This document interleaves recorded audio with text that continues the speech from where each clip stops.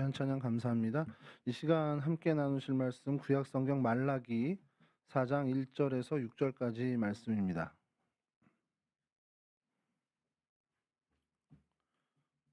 4장 1절에서 6절까지 말씀 저랑 한 절씩 교독하도록 하겠습니다. 만군의 여호와가 이르노라 보라 용광로 불 같은 날이 이르리니 교만한 자와 악을 행하는 자는 다 지푸라기 같을 것이라 그 이르는 날에 그들을 살라 그 뿌리와 가지를 남기지 아니할 것이로되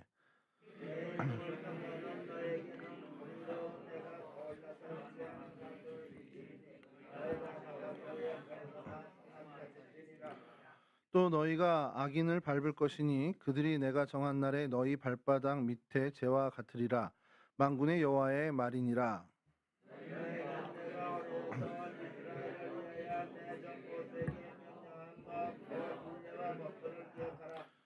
보라 여호와의 크고 두려운 날이 이르기 전에 내가 선지자 엘리야를 너희에게 보내리니 그가 아버지의 마음을 자녀에게로 돌이키게 하고 자녀들의 마음을 그들의 아버지에게로 돌이키게 하리라. 돌이키지 아니하면 두렵건대 내가 와서 저주로 그 땅을 칠까 하노라 하시니라. 아멘. 오늘 저희가 살펴볼 성경의 인물은 말라기입니다. 사실 오늘은 좀 다른 것이 인물에 대한 어떤 인물에 대해 살핀다기보다는 말라기서, 그러니까 말라기가 기록한 말라기서를 살핀다라는 게 좀 더 정확한 표현일 수 있을 것 같은 것이요. 이 말라기라는 인물에 대해서는 전혀 자료가 없습니다. 전승도 없고요, 외경도 없고, 정말 말라기서 하나 외에는 아무런 것이 드러난 것이 없다라는 거죠. 그래서 이제 말라기에 대해서 연구하는 것이 되게 좀 쉽지 않은데 이 인물 정보가 전혀 없는 전무한 상태에서 그래도 우리가 말라기 선지자가 어땠구나, 뭐 그의 뭐 신앙적인 어떤 배경이라든지 성장 과정 이런 건 모르지만 그가 기록한 이 말라기서를 보면서 하나님이 그를 이러한 방면으로 사용하셨구나라는 걸 저희가 좀 알 수 있다라는 것이죠. 그래서 오늘은 좀 이 말라기서를 내용을 중심으로 이 말라기서의 내용을 중심으로 좀 살펴보려고 합니다. 이 말라기서는 사실은 23개의 문답식 교육이 있다라고 이제 알려져 있고요. 6편의 설교로 구성된 것으로 이제 성경학자들은 구분을 합니다. 뭐 제목이 말 그대로 말라기, 이게 뭐 이름 뜻은 이따 말씀드리겠지만 나의 사자라는 뜻을 갖고 있는데 이 말라기라고 히브리어 성경에 이제 그러니까 히브리어로 기록된 성경에 말라기라고 되어 있기 때문에 이게 말라기가 기록한 말라기서다 이렇게 됐습니다. 그래서 그냥 이 서신의 이 선지서의 이름도 말라기가 됐고요. 당연히 이제 이 저자도 말라기로 보는 것이 우리가 보는 지금 우리가 갖고 있는 견해죠. 근데 여기에 대해서 조금 이견들이 이제 나타나기 시작한 것이 이 말라기의 아람어 역본이 발견이 됐습니다. 그러니까 히브리어로 쓴 것이 아니라 아람어로 기록된 말라기서가 발견이 됐는데 뭐 언제 번역됐는지 모르죠. 근데 그 1장 1절에 그의 이름은 서기관 에스라로 불린다라고 이렇게 기록이 되어 있는 거예요. 그러니까 이걸 근거로 이 말라기가 그 에스라의 필명 아니냐 이런 얘기들.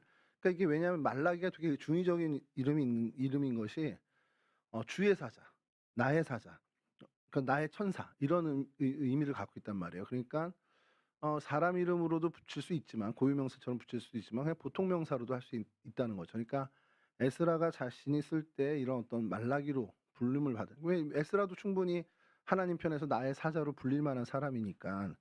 그래서 이 탈굼, 아람어 역본이 탈굼에서 이렇게 기록된 걸 가지고 이게 에스라가 쓴 걸 수도 있겠다.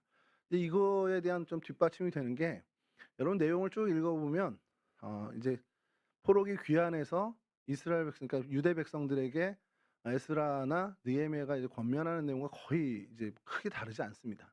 그러니까 이제 에스라의 어떤 신앙 철학, 어떤 신앙관에 부합하다 보니까 그런 이제 저작설이 또 얘기가 되고 있고요. 또 하나는 헬라어 역본이 이제 70인역이죠. 70인역에는 그의 사자에 의한 이스라엘의 주 여호와의 말씀이라로 이렇게 써 있습니다. 그러니까 그렇게 이제 써 있다 보니까 이게 그냥 고유명사가 아니라 아까 말씀드린 것처럼 보통 명사 아니야? 그러니까 누군지 모르지만 하나님의 사자에 의해서 쓰여지는 거니까 이거는 저자가 없는, 그러니까 익명의 저작설로 이제 주장하는 이제 성경학자들이 생겨나기 시작했습니다. 그러니까 말라기서의 저자가 누구냐? 그럼 이제 정통 신학과 오늘날 저희들은 이제 말라기라는 선지자다라고 얘기하는데, 이 사람에 대한 인물 정보가 너무 없다 보니까 "그 에스라 아니야? 아 익명이겠지. 누군지 모르는 사람이 쓰여진 걸 거야."라고 하는 이제 견해들도 있다라는 정도 여러분들 좀 알아주시면 좋겠고요. 근데 이제 우리가 믿는 우리의 신앙은 이런 이견들이 있지만 본서에 분명히 이제 히브리어 성경에는 분명하게 하나님이 말라기를 통해 말씀을 선포한다라는 것이 이제 기록되어 있다라는 걸로 우리 이제 믿고 가는 거죠. 기록 시기는 바벨론 포로 귀환 후에 성전이 재건된 그 학사 에스라 또 총독 느헤미야 시절, 고 종교 개혁이 취해지던 어떤 그 어간에 활동했던 사람으로 이제 보여집니다. 아까도 말씀드린 것도 있지만 내용이 에스라나 느헤미야 내용과 비슷하다 보니까 에스라와 느헤미야보다 좀 앞선 기록물이고, 이런 어떤 말라기 저작을 통해 이 기록물을 통해서 에스라나 느헤미야가 영향받은 것은 아니냐라는 이야기도 있습니다만, 여하튼 그 어간에 이제 포로 귀환 후 그 어간에 이제 쓰여진 것으로 이제 보고 있습니다. 기록된 장소는 이제 예루살렘 중심으로 이제 사역을 펼친 것으로 보이고 있고요. 그래서 어떤 그 배경과 무대는 포로 귀환 후 예루살렘 성전 중심 그 인근에서 있었던 일들, 그리고 그때 당시에 그 지역에 거주하던 유다인들을 향한 하나님의 권면으로 저희가 보면 됩니다. 어 이게 참 쉽지가 않더라고요. 이렇게 말라기를 그래서 오랫동안 좀 붙잡고 있었던 것 중에 하나인데, 이게 '언제쯤 할까, 언제쯤 할까.' 하다가 인물 정보가 없다 보니까 근데 이제 약간 몰리고 몰려서 이제 하게 됐습니다. 말라기의 이 증언, 이 말라기가 이야기하는 하나님, 그리고 하나님과 이 유다 백성들 사이의 이 대화 형식으로 이어가는 이 내용을 좀 보면서 어 이 어떤 하나님이 이렇게 얘기하는데 너희는 이렇게 얘기하는구나 하고 하나님의 어떤 탄식 같은 것들을 좀 저희가 오늘 살펴보려고 하는데, 이제 설교를 준비하다 보니까 요즘 뭐 제 상황이 그래서 그런지는 모르지만 그래서 반성도 하게 되고 어떻게 보면 참 많은 새로운 은혜를 좀 받게 되기도 합니다. 그래서 여러분 말씀 전에 좀 여러분께 질문을 좀 드리고 싶은 게, 하나님 말씀이 늘 한결같이 변함없이 정말 변함없으신 한결같은 말씀으로 여러분 좀 다가오십니까? 아니면 날마다 새롭게 늘 변화무쌍한 하나님의 말씀으로 다가오십니까? 왜 이런 질문을 드리냐면 두 가지 측면이 다 있잖아요. 하나님 말씀을 한결같고 정말 우리를 사랑하신다라는 그 창세기에서 요한계시록까지 정말 그 일관된 하나님의 사랑을 저희가 보면서 '아 참 하나님의 사랑은 한결같고 하나님의 말씀은 늘 변하고 변하지 않고 정말 늘 정말 변함없는 하나님의 말씀이구나.'라는 걸 느낄 때도 있지만, 말라기서를 제가 왜 오늘 하면서 이런 말씀을 드리냐면 신학생 때 읽었던 말라기서는 오늘 제가 이렇게 여러분과 말씀 나누는 설교의 말라기는 완전 달랐습니다. 그냥 '아 11조 많이 해라. 11조야 복 받는다.' 이런 주제의 내용의 책이구나. 내지는 '아 치료의 광선을 바라니까 하나님 치료해 주신대. 그런 능력이 하나님인가 보다.' 정도의 어떤 책으로 처음 접했던 것 같아요, 첫인상은. 근데 그게 이제 목회를 시작하면서 또 읽게 됐을 때 느낌이 달라지고, 또 목회를 이제 한참 하고 난 지금 시점에 와서 읽게 되다 보니까 이건 또 다른 하나님의 각도에서 보게 되는, 제가 그러면서 드는 생각이 '야 이게 한 말씀, 어떤 한 구절을 가지고도 시각에 따라서 정말 많은 해석이 있을 수 있겠구나. 사람마다 100 명의 사람이 있다면 이게 100 명의 의미를 가질 수도 있겠구나.' 그런 부분도 있지만 그래도 그 본질적인 의미, 하나님께서 우리 인간에게 하신 얘기는 변하지 않는 뭔가는 있을 텐데 그게 사람마다 시대마다 나이마다 계속해서 바뀌어가는 것도 있구나라는 것을 보게 됩니다. 그러니까 이제 우리가 그렇게 해석이 달라지면서 그 말씀을 받아들이는 것도 좀 다양하게 하는 것도 분명히 있지만, 그래도 그 안에 본질적인 하나님의 핵심 그 말씀의 정신은, 또 변하지 않는 그 말씀의 정신은 놓치지 않아야 된다라는 것을 우리가 좀 견지하고 가야 된다는 것이죠. 어 이게 뭐 좀 이제 사적인 얘기인데, 제가 청년 시절을 보냈던 교회에 선배 누나가 있었어요. 근데 누나가 있었는데 이제 목회자가 됐습니다. 이제 나중에 목회자가 됐고, 어 이제 근래에 좀 핫 이슈에 많이 등장하는 그런 주목받는 목회자가 됐어요. 저보다 5 살이 많은 4 살이 많은 교회 선배인데 어 근데 이제 정통 저가 제 입장에서도 그렇고 우리 복음주의의 어떤 교회에서도 그렇고 참 용납하기 어려운 부분들에 대해서 참 많이 언급을 해서 저는 이제 개인적으로 그런 생각을 했죠. '아 저 누나가 왜 저러지?' 막 이런 생각. 왜냐하면 학교 다니던 청년부 시절에는 CCC에 많이 빠져서 굉장히 복음적으로 막 저희들 막 흔들어 깨웠던 누나거든요. 뭐 조별 리더를 하면서도 막 그러는 분인데 그렇게 이제 계속 좀 이제 저와는 좀 반하는, 그리고 정통 기독교 신앙에서 좀 수용하기 어려운 주장들이 이렇게 되면서 좀 안타깝다. 개인적으로 좀 안타깝다는 생각을 쭉 수년간 지속해 오고 있었는데 어 4일 전인가 이제 돌아가셨다는 소문 이제 기사를 보게 됐습니다. 근데 또 그냥 어떤 지병이나 이런 게 아니라 좀 "삶의 무게를 견디지 못했다."라는 표현으로 이제 기사는 났더라고요. 계속 하루 종일 마음이 무거운 거예요, 어제 오늘. 어제가 발인이었던 것 같고요. 그래서 한참 무거운데 그 선배가 이제 해석했던 이제 그 주석집이 하나 있는데, 그냥 여러분 알려드리겠습니다. 퀴어 주석집이라고 성경 전체를 이 동성애 관점에서 보는 겁니다, 주석을. 근데 말도 안 되는 얘기인데 그걸 보면서 사람들이 막 열광하는 사람들이 있단 말이에요. 이게 성경을 되게 자의적으로 해석했기 때문에 이단 지목도 되긴 했는데, 제가 그걸 보면서 '야 성경을 이렇게 자기 관점만 정말 너무 다양하게 해석하는 게 무서운 일이구나.'라는 생각이 들면서도 또 그러면 하나의 고정된 그것만 갖고 우리가 가야 된다라는 것이 아닌 것 같다는 생각이 또 드는 것은, 제가 20대 읽었던 말라기, 그리고 30대 읽었던 말라기, 그리고 목회를 시작할 때, 그리고 지금에 읽는 말라기에서 말씀하시는 하나님이 물론 본질은 같지만 되게 새롭게 하나님이 저에게 주시는 말씀이 있단 말이죠.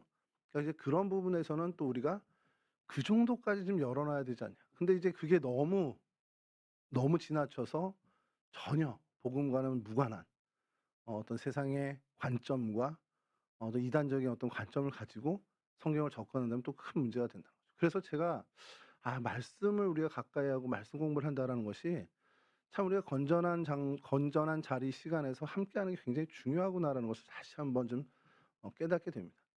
일전에 있었던 교회에서는 어느 분이 말씀에 대한 너무 갈급함이 있어서 막 이렇게 애타던 중에 어느 이제 가까운 지인이 "나랑 말씀 공부하러 가자." 해서 어디 가셨대요. 그래서 한 달여를 다니니까 신천지더라는 거죠. 근데 그분 표현에 의하면 들으면 들을수록 너무 쏙쏙 빠져든다는 거예요.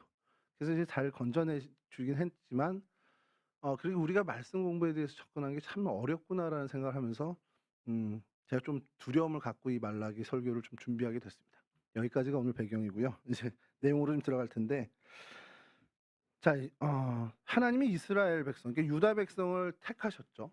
그리고 이끌어 오신 그 역사를 우리가 한번 쫙 그냥 이렇게 한번 가늠해 보면 이건 참 드라마 같은 일들이 많잖아요. 정말 드라마구나. 한편의 드라마 같다라는 것.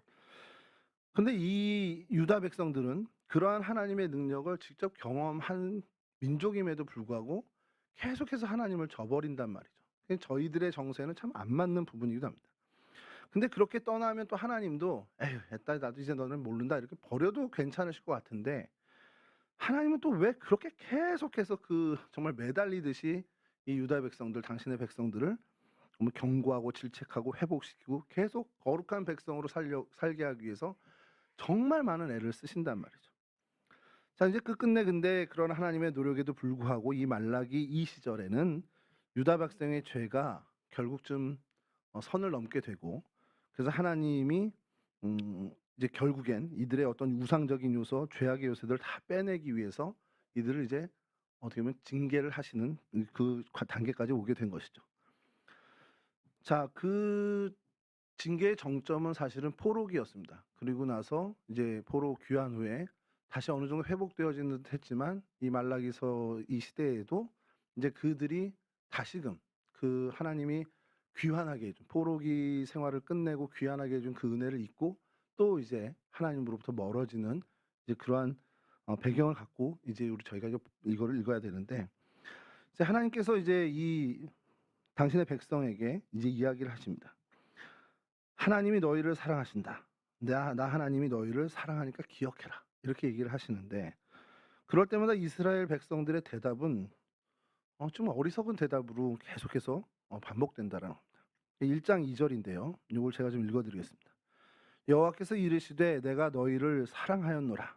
하나 너희는 이르기를 주께서 어떻게 우리를 사랑하셨나이까 하는도다. 자, 이게 첫 번째 하나님과 이 유다 백성들 당시 이제 포로 귀환 후에 한참 시간이 지난 이들의 영적인 상태였습니다. 주님께서 어떻게 우리를 사랑했는데요. 이게 뭐냐면 그 좀 우리말로 좀 리얼하게 하면 아니 뭐 사랑한다면서 해준 게 뭔데요. 이 얘기입니다. 아니 뭐 하나님을 사랑한다는데 도대체 해준 게 뭔데요. 이게 기드온 저희가 그 사사를 공부할 때 이제 기드온을 공부할 때 기드온의 대답과 좀 유사합니다. "아 하나님 그렇게 하나님 우리를 사랑하고 우리를 지켜 주신다고 보호자가 되어 주신다면서 왜 우리가 이렇게 미디안에게 괴로움을 당하고 있습니까?" 이런 질문이 있었단 말이에요. 근데 이게 자연스러운 질문일 수 있다라는 겁니다. 내가 지금 어려움을 당하고 있고 하나 뭐가 되어지는 것이 있는 게 없고 뭔가 형통과는 거리가 멀고 뭔가 정말 답답한 그 상황에 놓였을 때 하나님이 "내가 너 사랑하는 거 알지?" 이런 얘기를 할 때 사람은 자연적으로 '하나님 해준 게 뭔데요 도대체? 사랑한다면서 도대체 뭘 해 줬는데요? 어떻게 우리를 사랑하시는 건데요?' 이런 질문을 할 수 있다라는 거죠. 이스라엘 백성들이 딱 고런 상태였다라는 겁니다. 하나님이 이스라엘 백성, 이 유다 백성을 사랑하는 방법을 우리가 좀 보면 이제 이건 저희들에게도 해당되긴 하는 건데 요 이제 1장 2절 이후에 야곱과 에서를 예를 들면서 야곱을 그냥 무조건적으로 선택한 무조건적으로 사랑하신 하나님을 드러냅니다. 그리고 에서를 미워했다라는 것은 에서를 내가 미워해야지 작정하셨다라기보다는 그의 교만과 죄로 말미암아서 미움의 대상이 됐다라는 표현으로 좀 받아들여야 되는데 그건 사실은 이제 본질이 아니고요. 중요한 포인트는 야곱을 선택했다라는 그 부분인데 자 하나님이 인류를 사랑하고 이 하나님의 사랑의 그 구원의 역사를 펼쳐셔야 되는데 그때 필요한 사람이 있어야 된다는 거죠. 사람이 필요하다는 거죠. 그래서 그 어떻게 보면 모두가 저주의 대상이 되었던 그 이제 타락 이후의 인간에 대해서 하나님의 구원의 계획, 메시아를 이 땅에 보내시는 그 정말 엄청난 오랜 그 계획을 실현할 때 사람이 필요한 그래서 하나님의 선민이 필요한 그때에 야곱을 택한 것. 그 구원의 역사에 야곱을 선택하고 그에게 사랑을 주고 그래서 이 구원의 계획을 이루어 나가시는 일을 하나님이 하시는데 '왜 야곱이 선택됐습니까?'라는 거죠. 자 거기서 뭐 신학적인 뭐 어떤 전문적인 용어로 하면 무조건적인 선택이라는 것이 들어가는데 아무 조건이 없다라는 뜻이에요. 야곱이 뭐 어떻게 했길래 뭐 그가 잘생겼기 때문에 아니면 이삭의 아들이었기 때문에 이런 게 다 필요 없고요. 야곱을 그냥 하나님이 주관적으로 선택하셨다라는 겁니다. 자 근데 이게 하나님이 그냥 일방적으로 하나님이 사랑을 베풀어 주신 거죠. 구원을 베풀어 주신 겁니다. 그러면서 하나님이 이러한 얘기를 하면서 당시 유다 백성들에게 뭐라고 하냐면 "너희가 선택받은 것이 가벼운 일이냐?" 이 얘기를 하는 거예요. 근데 저는 이게 아까도 말씀드렸지만 젊었을 때 읽었을 때와 정말 별로 그냥 뭐 감흥도 없이 지나가던 게 요번에 여기에 좀 제일 많이 이제 꽂히게 된 겁니다, 제 마음이. 하나님이 나를 택해 주신 것 그게 가벼운 일이냐? 근데 지금까지 제가 살아오면서 너무 당연하게 그렇게 무게감 없이 받아들인 것 같은 거예요. 그래서 굉장히 많이 찔리더라고요. 여러분 오늘날 우리가 하나님의 자녀가 된 것 그건 정말 하나님의 일방적인 선택입니다. 하나님이 정말 좋은 것을 주신 거예요. 뭐 어떻게 우리가 죽었다 깨나도 얻을 수 없는 것을 하나님이 그냥 그저 거저 우리에게 주신 겁니다. 자 그렇게 큰 선물 그 정말 뭐 더 이상 뭐 어떤 것과도 바꿀 수 없는 그 구원의 선물을 주셨는데 우리는 늘 뭐라 하냐면 '아 하나님 우리한테 해준 게 뭔데요? 하나님 도대체 내가 왜 이렇게 살아야 돼요? 도대체 나 어디까지 뭐 이렇게 내리막길 가게 하실 거예요? 하나님 언제까지 나를 이렇게 괴롭히실 거예요?' 이런 불만들을 우리는 하고 산다라는 겁니다. 이 유다 백성들처럼요. 여러분 우리가 오늘 이 말라기를 보면서 제일 사실은 좀 주안점을 둬야 되는 것은 이랬든 저랬든 우리의 삶의 형편이 어땠든 뭐 공고하든 힘들든 정말 괴롭든 그 모든 것을 넘어서는 하나님의 구원이 우리에게 주어졌다라는 것. 내가 정말 그것에 감사하고 사는가를 한번 점검할 필요가 있다라는 겁니다. 내가 하나님 딴 거 모르겠는데 뭐 나 이렇게 이 정도로 능력 없고 나 이렇게 좀 정말 힘들고 뭐 정말 비루하게 사는 삶이라 할지라도 '하나님 나 구원해 주셨으니 그걸로 만족합니다. 그걸로 감사합니다.' 하는 고백이 우리 가운데 있을 수 있냐라는 것을 좀 생각해 봐야 한다는 겁니다. "아 하나님 우리 애들은 왜 그래요? 하나님 우리 나 사는 이 동네는 왜 이래요? 다 우리 집 형편은 왜 이래요? 내 친척들은 다 왜 이래요? 하나님 나는 왜 이렇게 되는 일이 없어요?" 이 모든 원망을 그 모든 불평을 넘어설 수 있는 하나님 그래도 구원해 주셨으니 감사합니다. 하나님 그래도 나를 생명으로 이끌어 주셨으니 정말 감사합니다. 내가 한 거 아무것도 없는데 하나님 나를 구원해 주셔서 감사합니다. 그 구원의 감격을 우리가 다시 한번 매 순간 좀 되새겨야 된다라는 것이죠.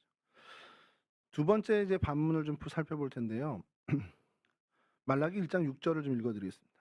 "내 이름을 멸시하는 제사장들아 나 만군의 여호와가 너희에게 이르기를 이들은 그 아버지를 종은 그 주인을 공경하나니 내가 아버지일진대 나를 공경함이 어디 있느냐 내가 주인일진대 나를 두려워함이 어디 있느냐 하나 너희는 이르기를 우리가 어떻게 주의 이름을 멸시하였나이까 하는도다."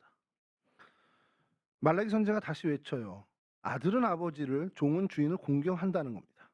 근데 너희는 아버지인 나를 공경함도 없고 주인인 나를 두려워하지도 않네. 어떻게 나의 이름을 이렇게 멸시하고 나를 하나도 두려워하지 않니? 라는 하나님의 말에 대해 이스라엘 백성들이 뭐라 대답하냐면 우리가 어떻게 주의 이름을 멸시하고 주의 이름을 더럽게 했습니까? 이렇게 한다. 우리가 언제 그랬는데요? 이 얘기입니다. 자, 그러자 이스라엘 백성들의 행태에 대해서 그래 니네 봐봐 하고서 말라기 1장 13절에 이렇게 또 이야기합니다. 만군의 여호와가 이르노라 너희가 또 말하기를 이 일이 얼마나 번거로운고 하며 코웃음치고 훔친 물건과 저는 것 병든 것을 가져왔느니라. 너희가 이같이 봉헌물을 가져오니 내가 그것을 너희 손에서 받겠느냐. 이는 여호와의 말이니라.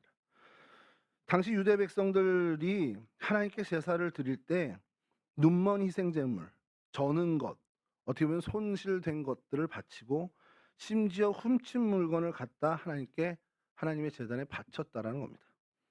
그러면서 이스라엘 그 유대 백성들이 속으로 뭐라고 하냐?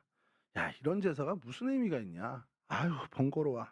하며 불평을 하고 코웃음 쳤다라는 거예요. 이게 뭐 별거 아닌 거 왜 이거 우리가 해야 돼?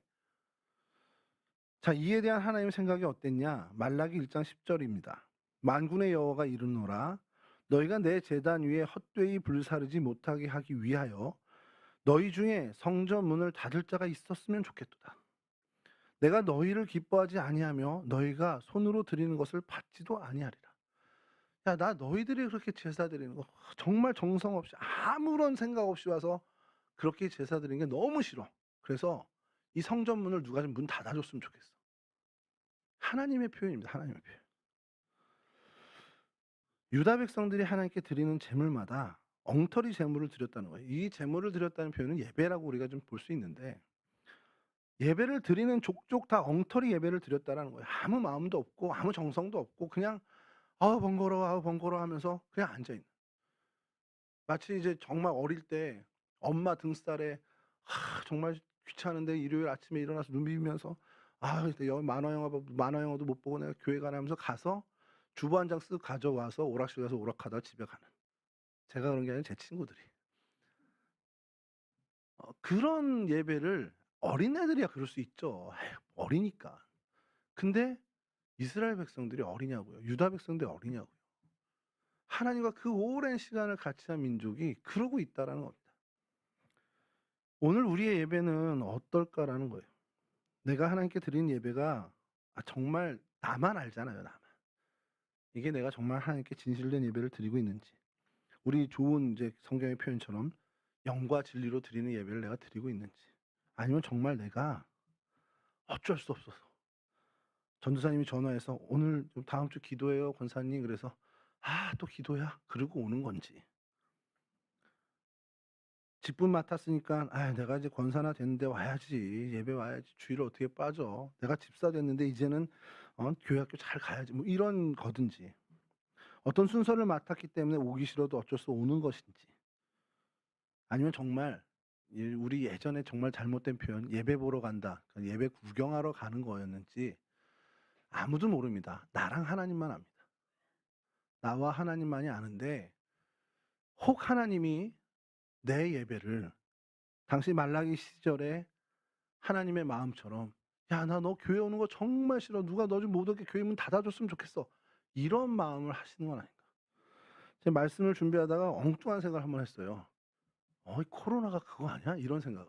아닌데, 아닌데 혹 '야 한국 교회가 정말 하나님께 드린 예배가 정말 정성 없고 아무것도 없어서 하나님이 문 닫아 버리신 건가? 이 말라기 1장 10절 말씀처럼 문 닫아 버렸던 건가?' 이런 생각을 그냥 말씀 준비하다가 엉뚱하게 해 봤습니다. 물론 이제 그건 아니겠지만 우리의 예배를 나의 예배를 그러니까 뭐 우리도 아닙니다. 나의 예배를 한번 점검해 볼 필요가 있다. 내 마음에 정말 한켠에 쪼끔이라도 '아우 예배 번거로워. 아우 또 예배야? 또 시작이야?' 이런 마음들이 있었는지에 대한 한번 생각을 해볼 필요가 있다라는 겁니다. 그래서 거기서 우리가 다시 우리의 예배의 자세를 신앙의 자세를 가다듬는 일이 필요하지 않겠냐라는 것이죠. 자 그러면서 이제 말라기는 이들의 실상 아까 처음에 말씀드린 아까 이 말씀드린 두 번째 대화처럼 제사장들의 타락함에 대해서 이야기하는데 당시 제사장들이 좀 뭐 정말 완전히 타락했던 것처럼 보입니다. 하나님의 사자로서의 본분은 아예 관심이 없고요. 하나님의 말씀에 귀 기울이는 것도 아니고 하나님 말씀을 마음에 두지도 않았다라는 고발을 합니다. 하나님을 영화롭게 하는 일 이건 뭐 엄두도 못 냈다라는 것이죠. 그러니까 하나님께서 제사장들의 경고를 하는데 그 경고가 정말 뼈아픈 경고를 합니다. 강도가 굉장히 센데요. 말라기 2장 3절입니다. 보라 내가 너희의 자손을 꾸짖을 것이요 똥 곧 너희 절기의 희생의 똥을 너희 얼굴에 바를 것이라. 너희가 그것과 함께 제하여 버림을 당하리라. 뭡니까? 희생의 제물을 똥으로 여기는 배설물로 여기신다는 거예요. 굉장히 끔찍한 말씀이죠. 하나님이 제사장에게 하시는 이 경고가 굉장히 강도가 세요. 왜냐하면 그만큼 이 제사장의 직무가 책임이 막중하기 때문에 그렇습니다. 그러니까 "제발 좀 깨어 있어라."라는 거예요 하나님. "니네 이렇게 그냥 이렇게 하다가 너 제하해 버린다. 너 없어져 버려. 너 그냥 소멸돼 버려." 이 얘기를 하시는 거예요. "제발 좀 깨어 있어라." 제사장의 직분을 이제 하나님이 레위 자손에게 주셨죠. 그렇게 생명과 평강의 언약을 세우셨는데 그 일을 맡은 제사장들은 정말 두려움과 떨림으로 그 일을 맡아야 됩니다. 그러면서 하나님을 참 경배하고 정말 하나님을 두렵게 경외하면서 살아가야 된다는 것이죠. 그런데 제사장들이 그 길을 다 저버리고 그냥 그런 하나님과 무관한 자기의 직분과는 무관한 자신의 신분과는 무관한 삶을 살고 있었다라는 겁니다. 자 그러자 하나님께서 이와 같이 엄중한 경고를 내리죠. 자 이 부분을 이제 많이들 성도들이 해석할 때 '아 제사장, 목사님들 얘기네? 내 얘기 아니구나.' 이렇게 생각할 수가 있단 말이에요.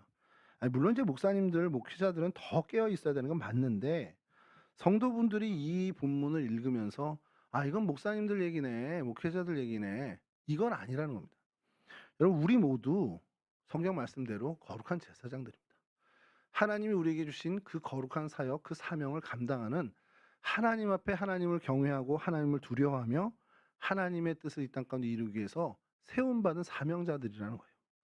자 그러면 우리가 목회자건 아니건 간에 우리가 하나님 앞에서 그 생명을 살리는 바른 그 하나님의 복음의 길을 걷는 게 우리가 있어야 되고 그렇게 하나님의 축복의 통로로 은혜의 통로로 그 역할을 감당해야 한다는 겁니다. 근데 내가 내 가정에서 혹은 내 주변의 생명들과의 관계에서 그런 위치에 있는지 그러니까 뭐 그런 위치엔 계시지만 염두에 두고 사는지 '아 난 그런 사명자지. 내가 우리 집에서 하나님의 축복을 공급한 축복의 통로지.' 그러니까 그런 어떤 사명감을 조금은 인식하고 살고 있느냐라는 거예요. 제가 이 부분에 대해서 되게 많이 반성을 했습니다.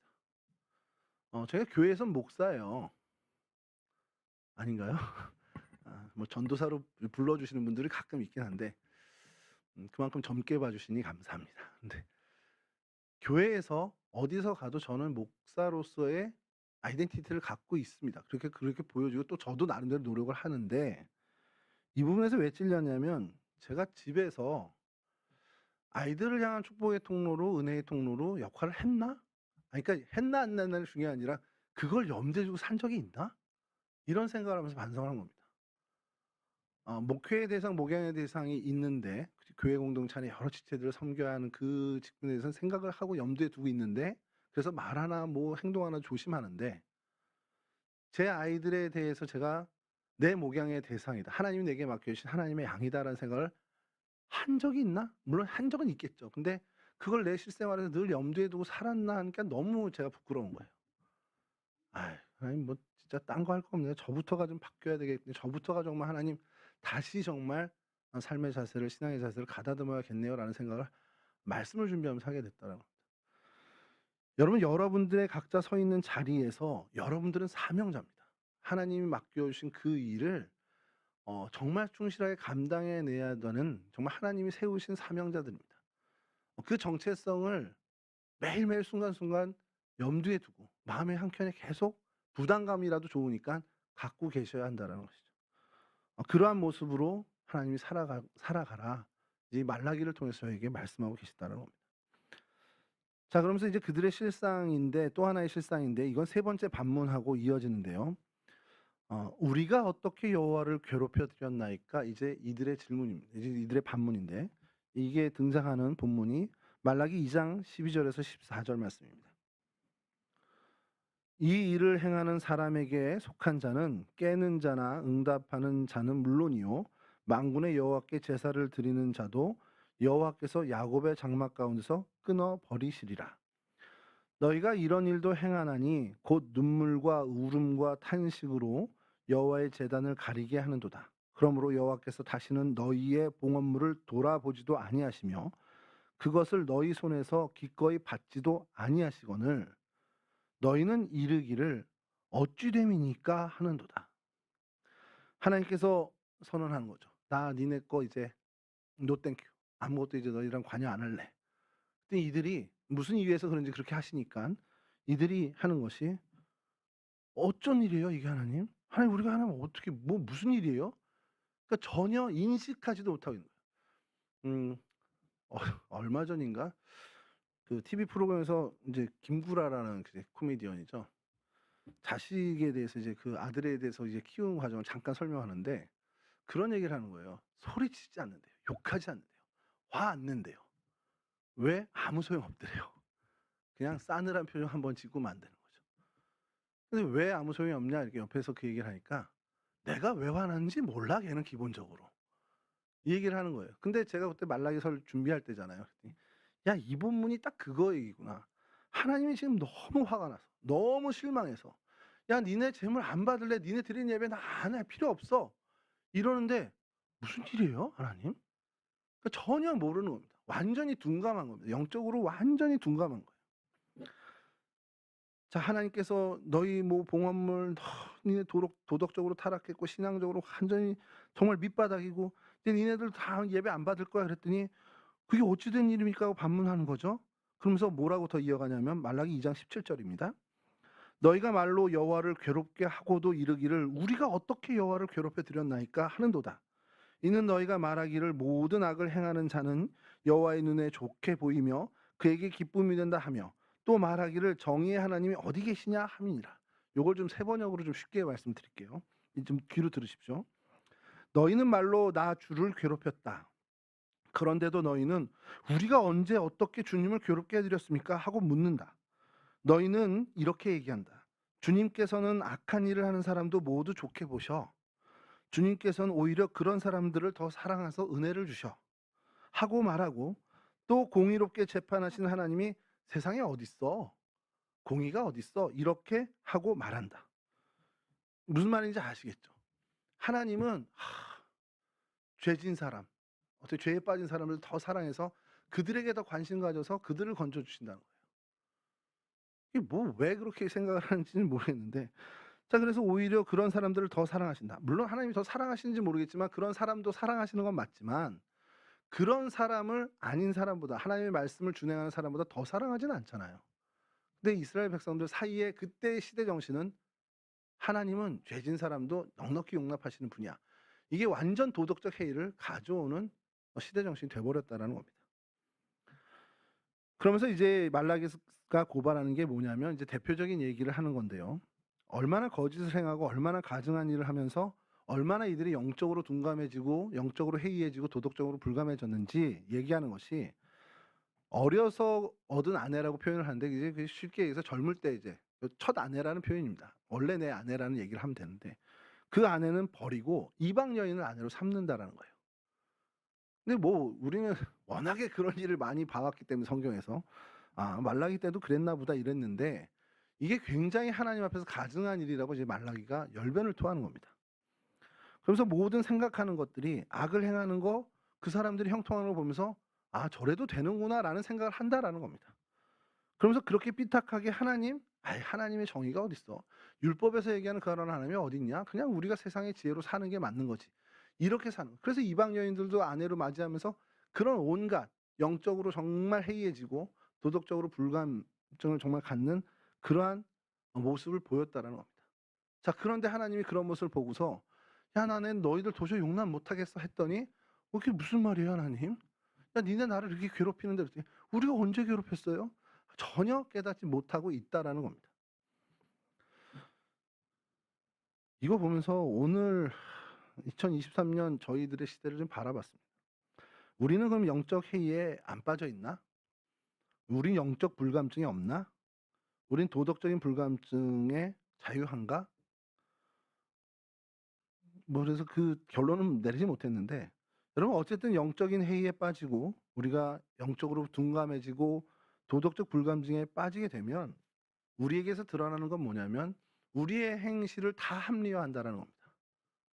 "이거 다 맞는 거야." 야 하나님이 뭐 이런 것까지 그렇게 하시겠어? 다 하나님 뜻 안에서 문제없는 것들로 우리는 생각하고 그렇게 살아간다는 겁니다. "정의와 공의가 사라졌다."라고 이 시대에도 얘기한다 그러면 "아니야. 이 시대는 정의가 살아 있어."라고 누가 얘기하겠습니까? 이건 뭐 죄송한 얘기입니다만 오늘 뉴스를 보면서도 '에휴 정의가 어딨어.' 이런 생각이 드는 뉴스를 오늘 보면서 '그래 나도 저런 퇴직금 받으면 참 좋겠다.' 이런 생각을 했는데 여하튼 정의와 공의 이런 것들을 이야기할 때 '이 시대와 어울리는 단어야.'라고 한다면 아닌 게 더 마음이 아픈 거예요. 이 시대의 시대 정신이 뭡니까? 이게 참 부끄럽고 기독교인으로서 크리스찬으로서 또 목회자로서 참 뼈아픈 얘기지만 이 시대의 시대 정신이 뭡니까? 뭐 크리스찬이나 난 크리스찬을 다 통틀어서 '돈 잘 벌면 장땡이다.'라는 겁니다. 연봉이 그 사람을 얘기해 주고 그 사람이 가진 재산과 소유가 그 사람을 대변하는 시절입니다. 적당히 지혜롭게 세상의 어떤 방법을 가지고 산다면 그건 뭐 괜찮지.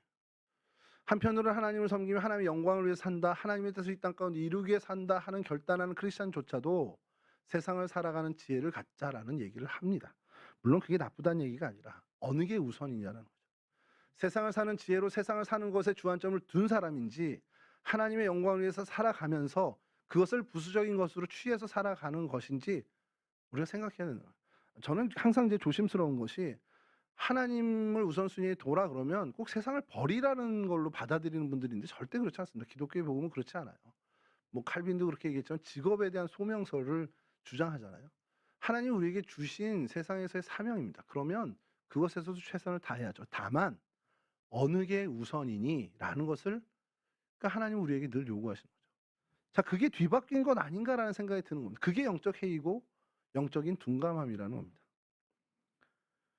막말로 얘기해서요 여러분 뭐 막말은 아니지만 이 목회를 하고 있는 제가 이걸 직업으로 여겨서 이 '월급 받는 월급쟁이야 나.' 이렇게 얘기한다면 이게 정말 사명이 되겠냐는 거예요.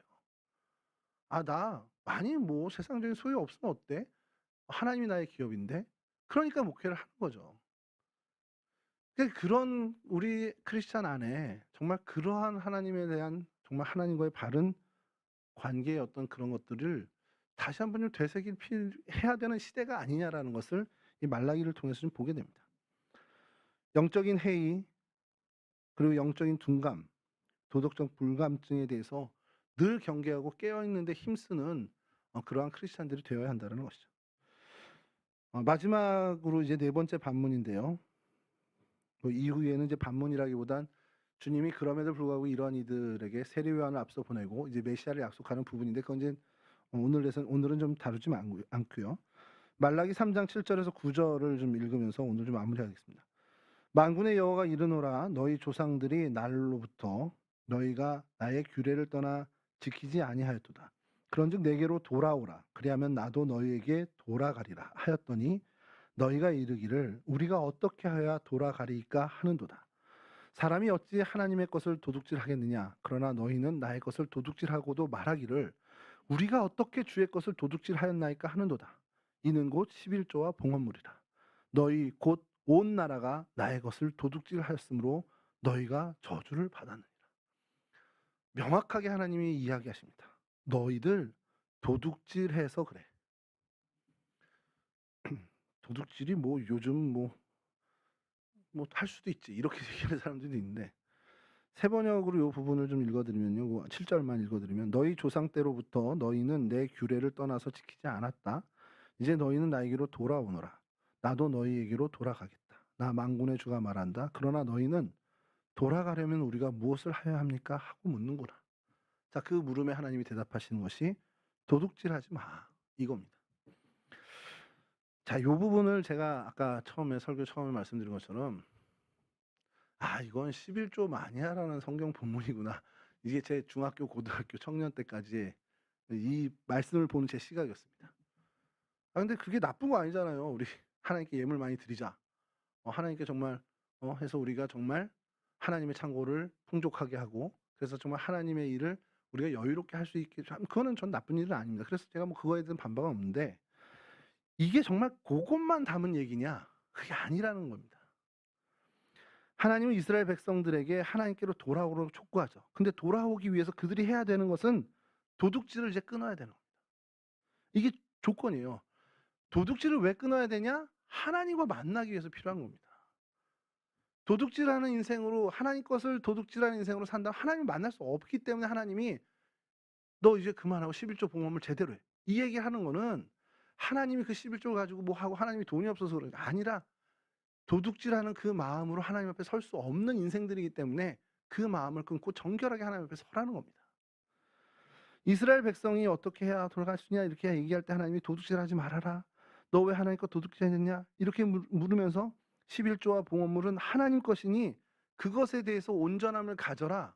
그래야 도둑질하지 않는 것이다라는 것을 이야기해 주시는 것이죠. 여러분 이 이유는 하나님과 나와의 관계를 바르게 정립하기 위함이라는 겁니다.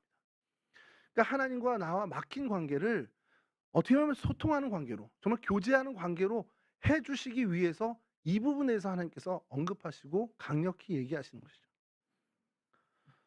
제가 이거 하다가 하나님과 나에 대해서 이렇게 좀 그 생각을 좀 저에 대해서 생각을 했는데 저희 아이가 어렸을 때 제가 아이스크림 이렇게 투게더를 걔 이름을 써 놓은 거를 개의치 않고 먹었습니다. 어떻게 됐을까요? 난리 났죠. 뭐 지한테 얘기도 안 하고 먹었다고 뭐 물론 이제 그건 제가 잘못한 겁니다만 근데 그게 거기서 난리칠 일일까요? 만약에 얘가 어린애가 아니라면 아빠 내 거 먹었어? 아빠 그럼 열통으로 배상해내. 왜냐면 저는 열통 사줄 수 있는 돈이 있으니까. 근데 그거는 잊어버린 채 지금 당장 그 투게더 아이스크림 하나 먹은 거에 뭐 냉장고 앞에서 엎어져 가지고 앵앵앵 울고 난리나 치면 삐져 가지고 하루 종일 말다듣고 이러면 제가 좀 어린애니까 좀 한심하지만 어리니까 이제 그렇게. 근데 이게 우리 모습 아닌가라는 거예요. 아니 하나님과 정말 여러분 세상 모든 물질의 소유가 누구에게 있습니까? 하나님께 있어요. 하나님 앞에서 이거 아낀다고 해서 내가 아낀다고 그럼 그게 부자가 됩니까? 아니 뭐 부자라는 표현보다 그게 아껴지면 아껴집니까? 아니 그거 하나님께 내드리고 더 큰 걸 하나님께 받으면 되는데 우리가 그런 지혜가 사실은 없다는. 이건 이제 한편으로 이제 이 얘기는 이 관계의 소유권 얘기 떠나서 그런 생각이 좀 들더라고요. 말씀 준비하면서. 근데 하나님께서 이야기하는 것은 이 소유권의 문제를 가지고 하나님과 우리와의 관계를 바르게 정립하자라는 겁니다. 이게 네 거냐? 내 거냐? 네가 가진 모든 게 네 거냐? 내 거냐? 이거 다 하나님 겁니다. 그렇게 될 때 하나님과 바른 관계가 맺어진다는 거예요, 우리는.